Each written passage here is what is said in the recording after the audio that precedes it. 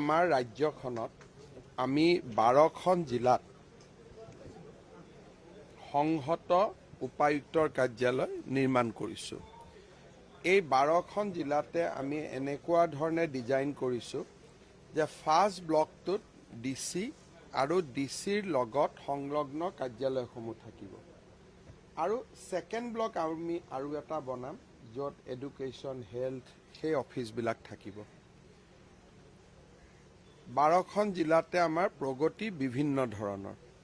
আজি মই গুৱাহাটীৰ ৰূপনগৰত য'ত নেকি কামৰূপ মহানগৰ জিলাৰ ডিচি অফিচ আহিব তাৰ অগ্ৰগতিৰ বুজ ল'ব আহিছিলোঁ।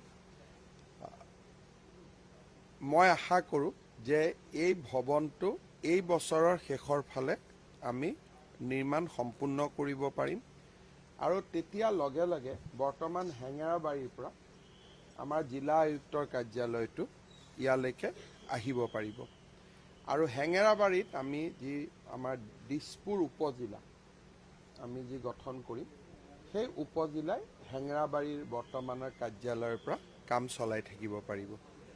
আজি মই অগ্ৰগতিৰ মূলতঃ বুজ ল'ব আহিলোঁ আৰু ছেটিছফেক্টৰী হয়, ভালে কৰি চলি আছে আৰু তেওঁলোকে মোক কথা দিছে যে এই বছৰৰ অক্টোবৰ মাহৰ ভিতৰত গোটেই কামখিনি সম্পূৰ্ণ কৰিব। লোক নিৰ্মাণ বিভাগৰ ইঞ্জিনিয়াৰবিলাকে কনফিডেন্স দেখুৱাইছে যে এই বছৰৰ অক্টোবৰৰ ভিতৰত তেওঁলোকে কাম কমপ্লিট কৰিব পাৰিব। তিনিচুকীয়াৰ মেধাৱী ছাত্ৰ IIT ষ্টুডেণ্ট খড়গপুৰৰ তেওঁৰ এই হত্যাকাণ্ড বুলি মৰণোত্তৰ পৰিচয় ওলাইছে আৰু আপোনাৰ হস্তক্ষেপ বিচাৰি CBI তদন্ত বিচাৰিছে। এই বিষয়ত মই আগতেও য'ত যেনেকৈ পাৰোঁ সহায় কৰি আছিলোঁ। কলিকতা উচ্চ ন্যায়ালয়ত গোচৰটো চলি আছে।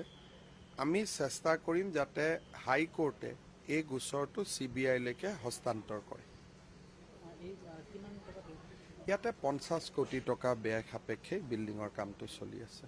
ইয়াতে প্ৰায় 200খন গাড়ীৰ পাৰ্কিঙো হ'ব পাৰিব আৰু এইখিনি আমাৰ নিজৰ মাটি যিহেতু ইমান দিনে আমি যিহেতু পাণবজাৰৰ পৰা অফিচটো তুলি আনিলোঁ, স্থায়ী ঠিকনা এটা নাছিল, এতিয়া স্থায়ী ঠিকনা এটাও হৈ যাব।